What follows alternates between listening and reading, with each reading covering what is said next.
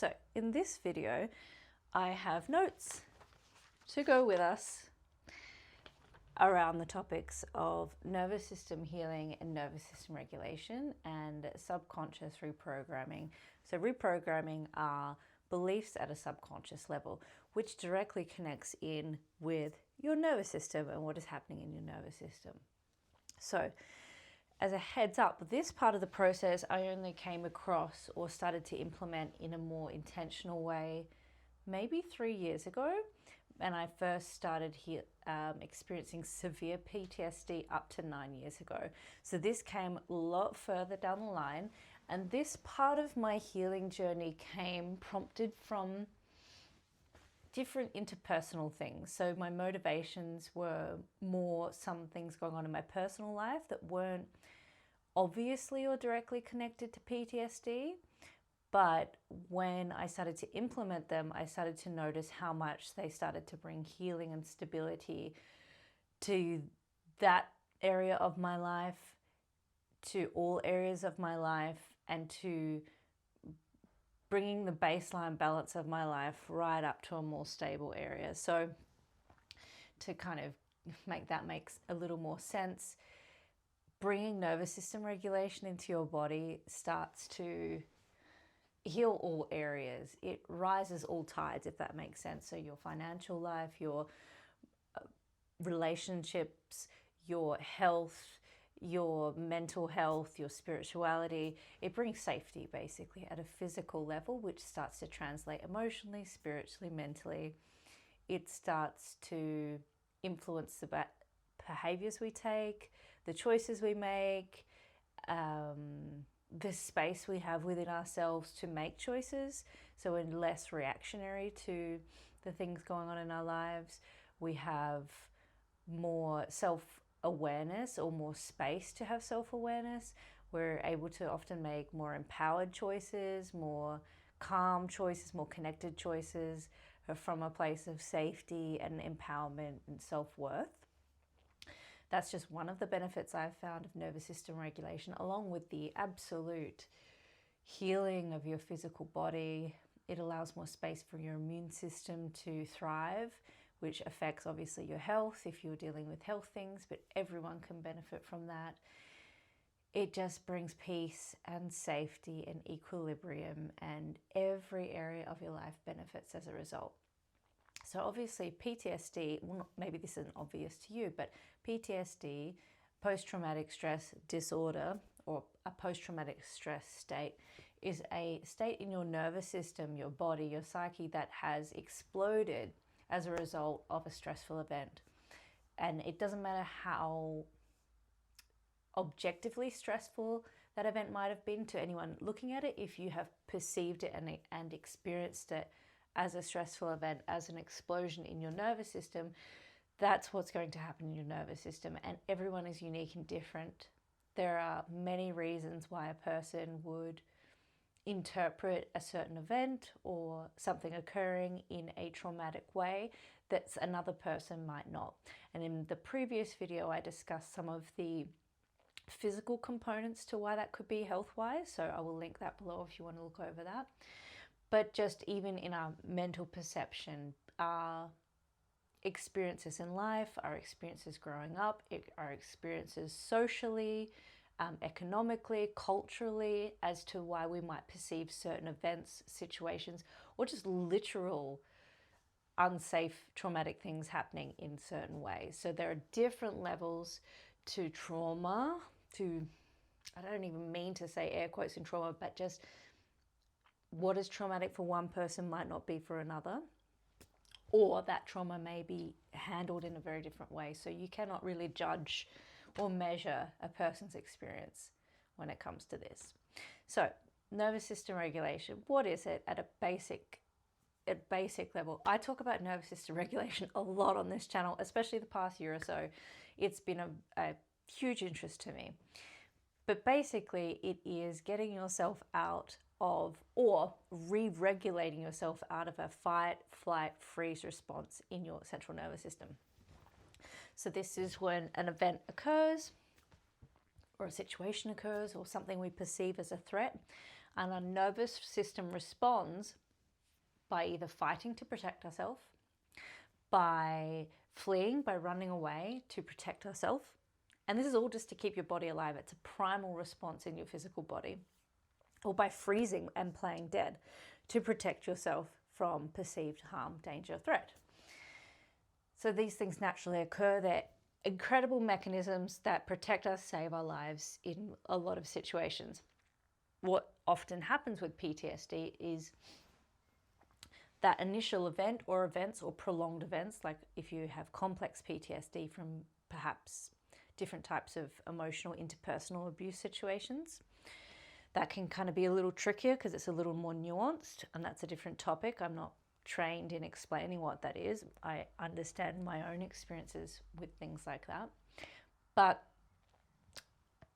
what happens with PTSD, that event occurs, your nervous system explodes, responds to that event in whatever way it does, but it continues to maintain that kind of state. It continues to send off the alarm that you're in danger, or what I understand as well is that event can almost imprint at an energetic level, or maybe just even a nervous system level, a pattern of energy or mental patterning that occurs of perceiving a danger.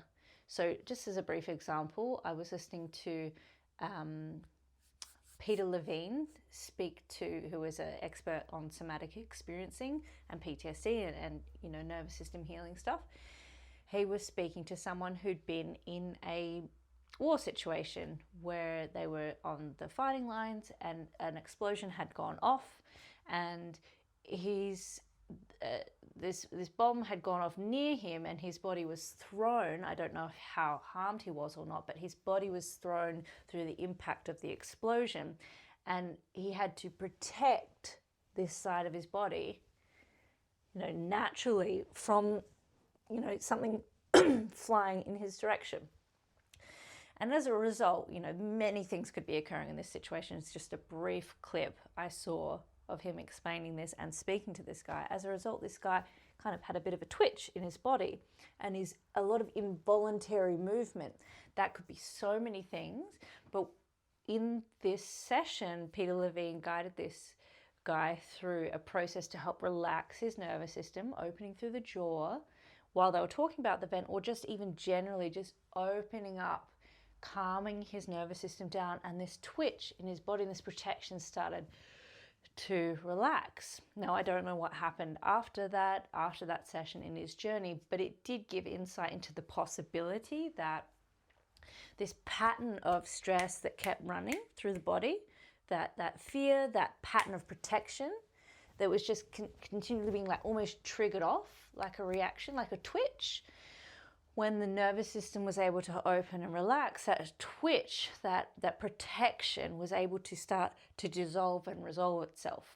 Again, I can't speak for what actually happened for this guy, but just in my own experience with my own body, I've noticed implementing nervous system healing regulation tools and exercises, creating a sense of safety in my body, has allowed just certain tensions through my own neck, through certain experiences, to relax and dissolve. I have more range, like right now in this moment, I don't have as much, but I've noticed after certain events, maybe I felt any type of threat or attack come from a direction, this part of my body would clench up.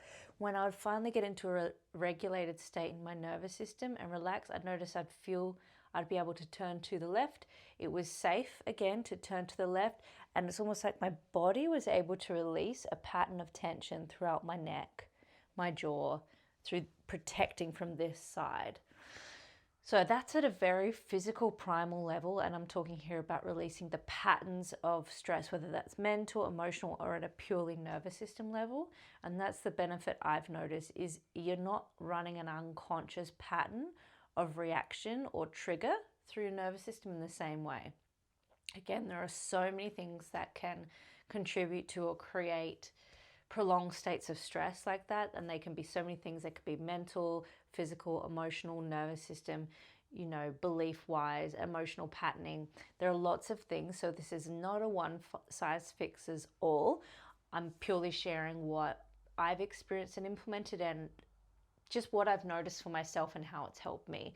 And you may like to look into these topics more yourself to find out more, because a lot of it has just been personal research and implementation and sharing as a result. And I do my best to share this information through the lens of more of a embodied kind of yoga, meditation, my understanding as a yoga teacher. So I'm not claiming to be a mental health professional in these departments. I'm trained and certified as a yoga and meditation teacher, just so we remember that. And these are just my personal experiences. So, for example, nervous system regulation, I have a massive playlist of nervous system regulation exercises and tools on this channel. So many 5, 10 minute, 20-minute exercises, meditations, little tricks and tools you can do just to calm your system down, get yourself out of a fight, flight, and freeze response. I have different videos for different responses in your nervous system.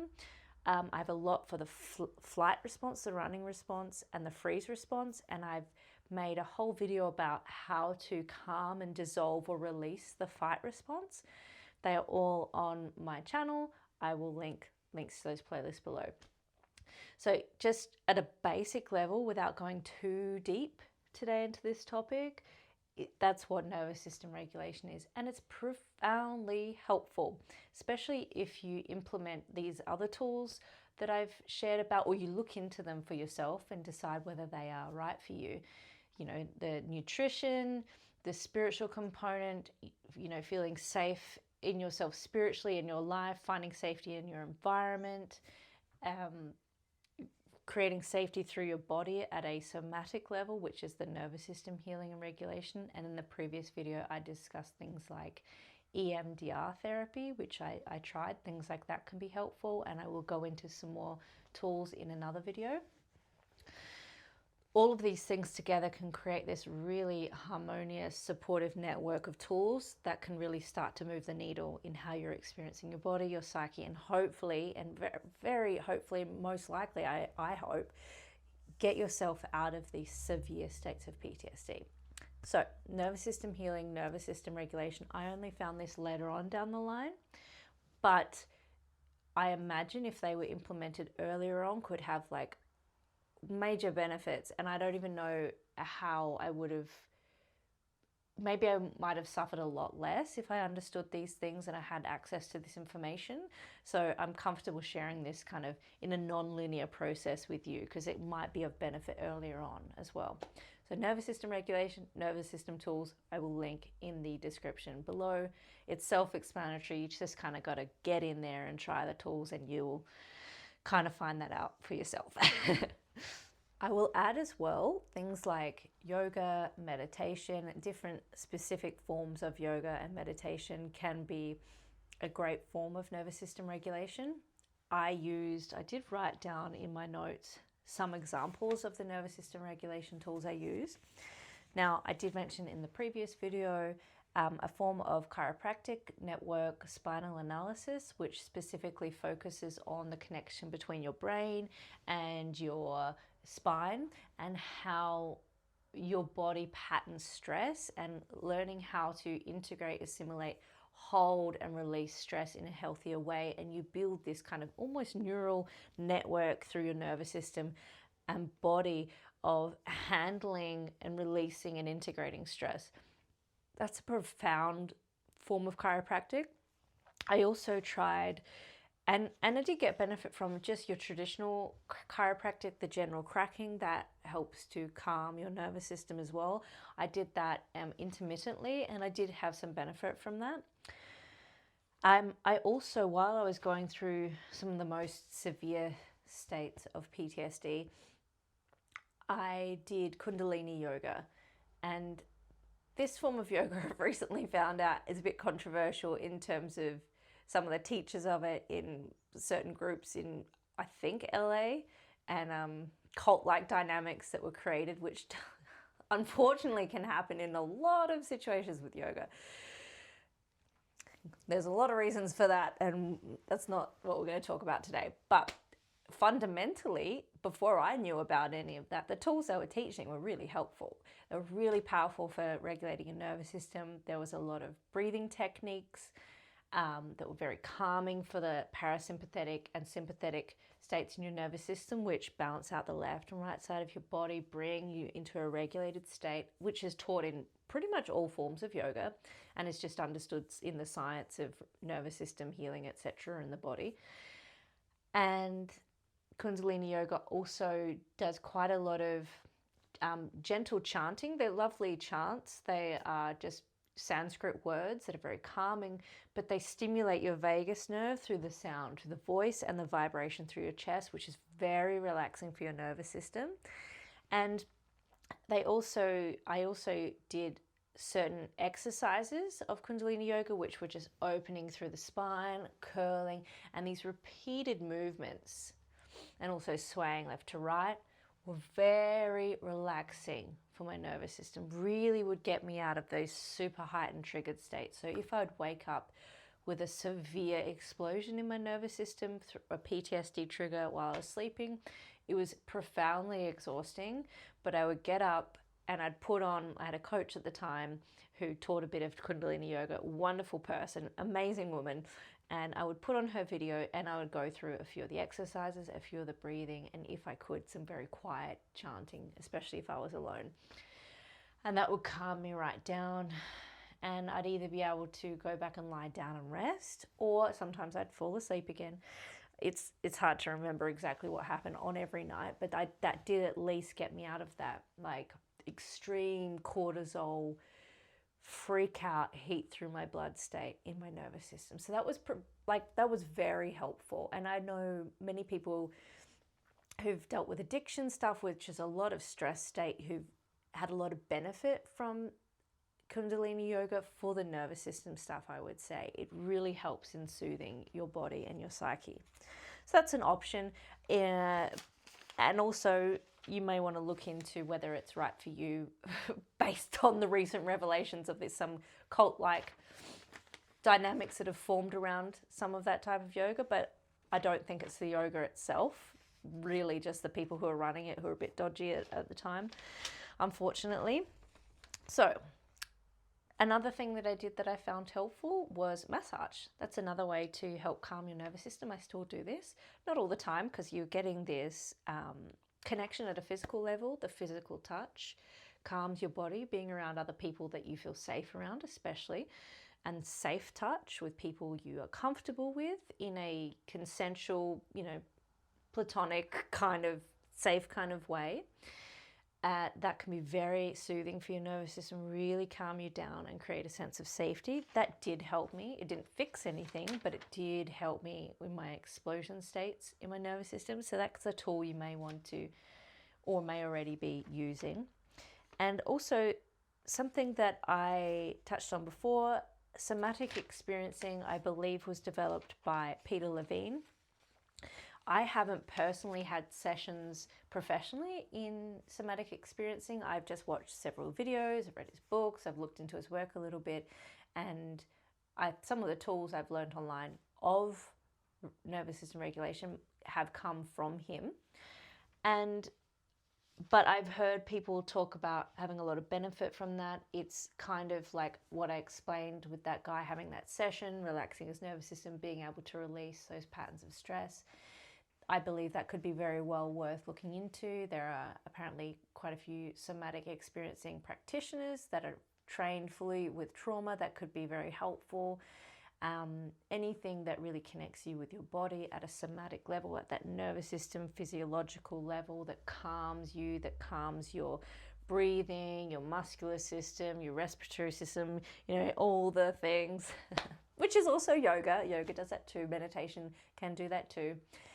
That it can be very helpful. Also, I will touch on today another thing. I was going to leave this for the other video, but nature. This is an obvious one. Nature is incredibly regulating for your nervous system. Nature is natural. Nature is obviously good for us.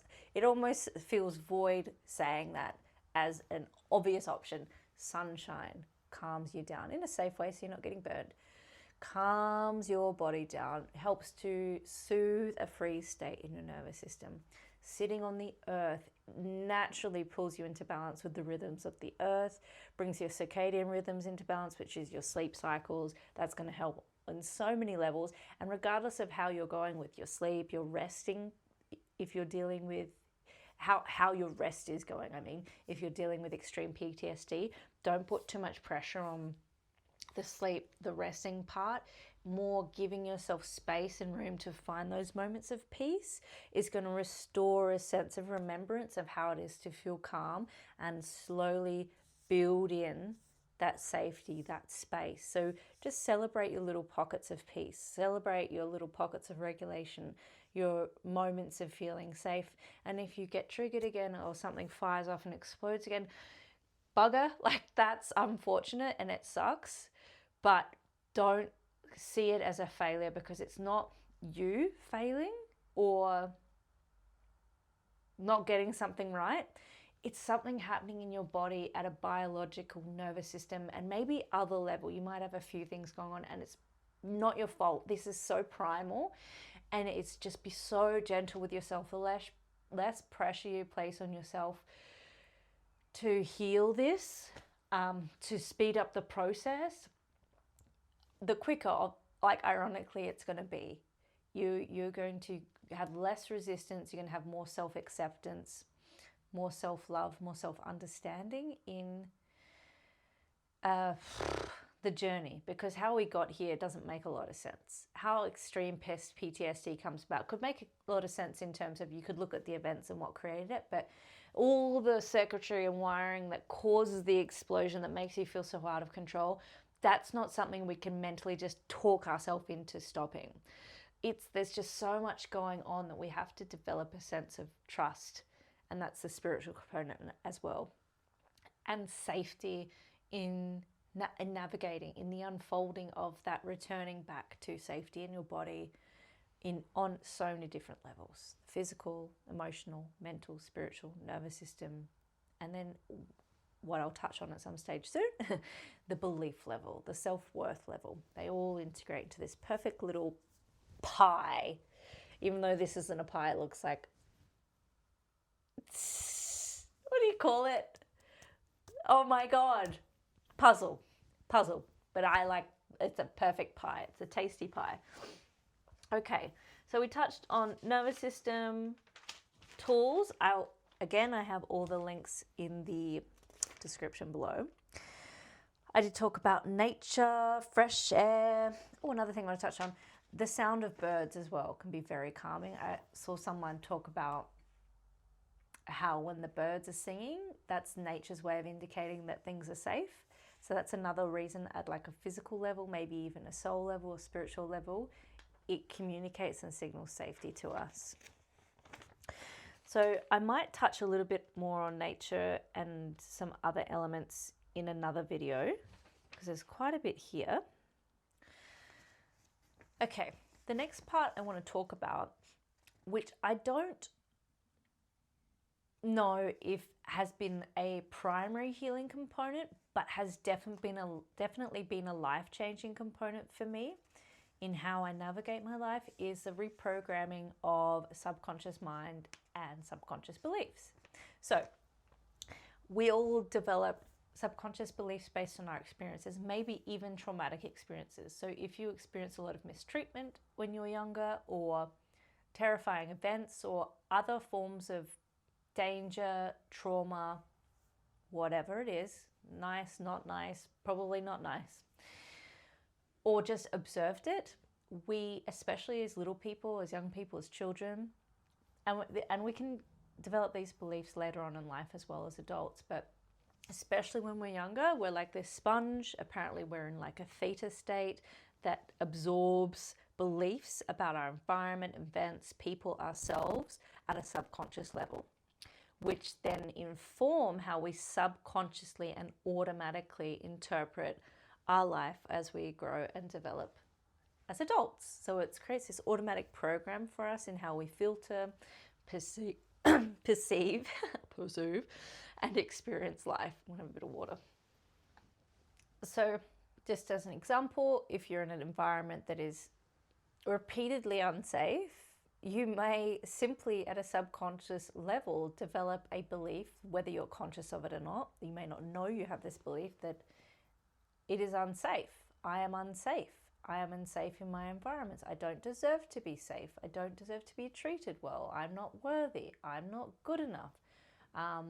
You may develop a belief that you need to perform or act or hide or not show who you really are in order to be safe in the world.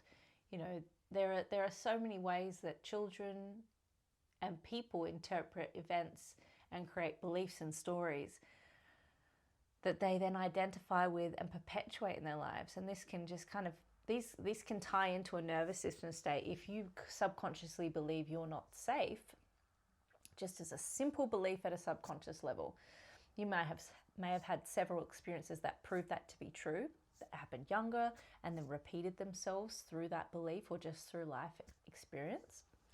But if you're constantly at a subconscious level feeling, I'm not safe, it's not safe, I'm not safe, your nervous system as well is going to have that awareness. Okay, I'm not safe, it's not safe, I'm not safe. So there's going to be a more high alert going on. Whether you're in an environment or a situation that is safe or not, that you're primed at an energetic nervous system subconscious level to perceive threat and to expect threat. And in the other direction, if you had a lot of experiences where you got the message from life or your environment that you are safe, you are held, you are supported, you are loved, you are worthy, which is true, you are good enough. If you got that message, just think about how your nervous system, how your body, your psyche, and your being would move through the world differently. You might be in the exact same environment that the person with the unsafe messaging got. The same set of circumstances are around, but you're both responding to it differently. You might be in a safe room where everything is calm and peaceful, but this other person with the beliefs around not being safe, you can't relax fully.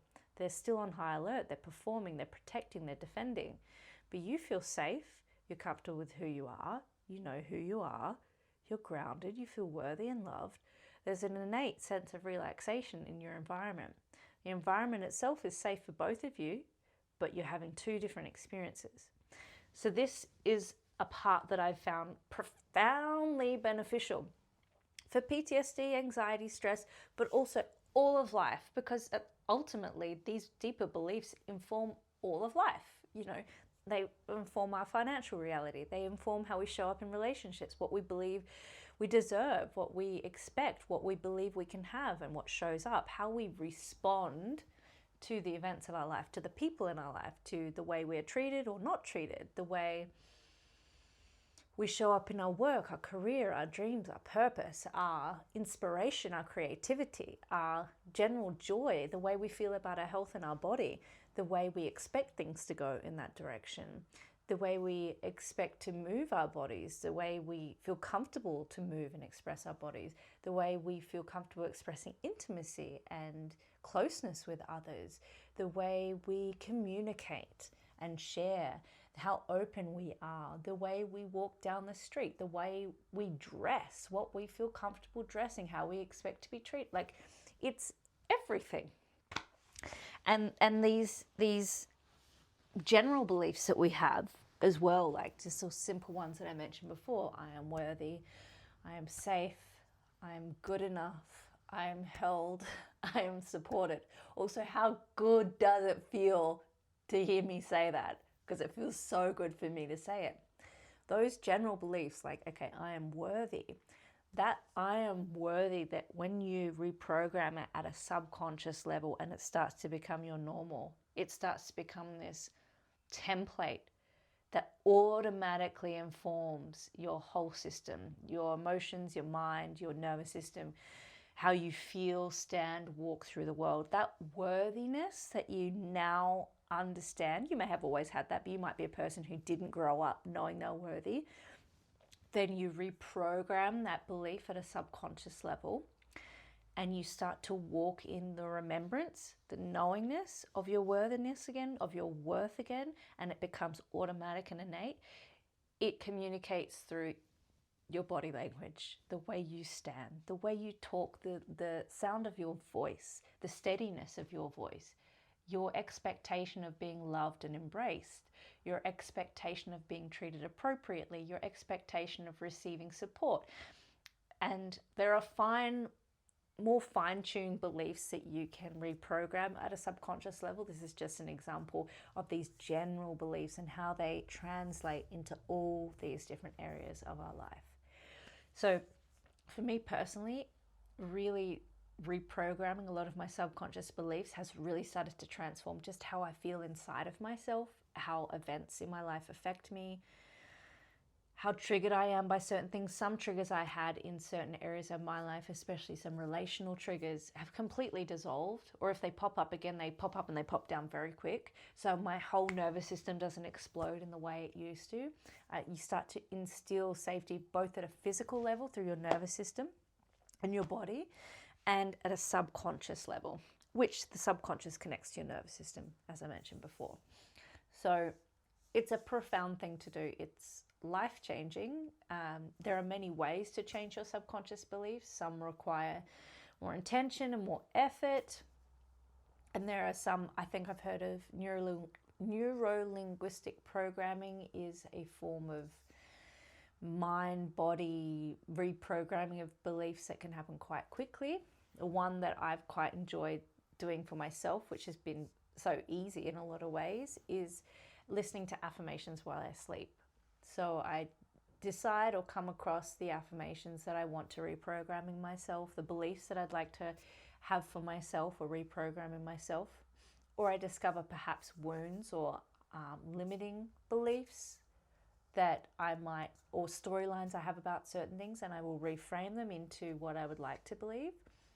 You record them on like a voice note thing, and you loop it as an affirmation tape while you're sleeping for a few hours or all night, 8 hours a night, or however long you feel is right. And you can do this for various amounts of time, but generally I've found a couple of months for me, especially with very deeper beliefs, really is a sweet spot, because you really know your body and your subconscious mind has taken those beliefs in and started to transform them at a deeper level. So a great resource for this topic of reprogramming your subconscious mind is a guy called Dylan James. He's on YouTube. I've been utilizing his channel for about 3 or more years, and watching his videos and listening to some of his sleep tapes, and utilizing his videos and his guidance to create my own. So he's an excellent resource. He really breaks it down. He really understands what he's talking about. He has a whole process for how to integrate and change your beliefs at a subconscious level in a way that's a lot more effortless, healthy, sustainable, and that's just going to feel a lot better. He is an excellent resource. I will link him in the description below. So those are a few of the topics I wanted to cover today for this part 2 of the how to heal from extreme PTSD, anxiety, and prolonged stress. There was a nervous system regulation, nervous system tools, things you can do to calm your nervous system, nature, one of them, and the reprogramming of your subconscious beliefs that can really feed into and reinforce that shift in your nervous system. And you almost become a new identity where you release the version of yourself that held on to these beliefs, that kept these fear states or triggered states more activated. Now, no one's perfect. The process can be slow and gentle, and you don't want to rush anything. I'd always suggest really just trying what feels best for you, finding out whatever ways to implement whatever feels good for you. So what I mean to say is, if something I've said resonates for you and you want to give it a go, you try that out in a way that feels correct for you. And if any of it is nutritional, of course, check with your GP, your doctor, all that stuff first. Not a licensed professional when it comes to nutrition and that stuff. But what I mean to say with all of this is just make sure whatever you're doing actually feels correct for you and feels right for you. Don't just do something that someone has said because someone else has said it. It's worth trying things, especially when you're in an extreme state of stress. and there's a lot of desperation, it's really worth giving some things a go, but always check it past your own instincts, your own intuition, how things feel, how your body and your mind respond. Don't push yourself to do things or push yourself to keep up routines that create more stress for you. Take it easy. There is no rush to this journey, because you know what? There's nowhere to go. Like, we're all here, right now. Where else are we going? So just relax. Like, everything's okay. And if it's not, that's okay too, because you're probably okay even when it's not okay. And if you're not, that's also okay. Like, you're okay, even if you're not. Okay, I'm sending you lots of love. Feel free to leave a comment or ask questions. I will have everything linked in the description below. I will add a PDF with what I've talked about today and in the previous video, and the links that are related to that. And just take care of yourself. Everything will be okay. I'm going to keep reiterating that, because it is. That's the nature of life. Even if it's not, it will be. And if it's not, that's still okay. Okay, I love you. Bye-bye.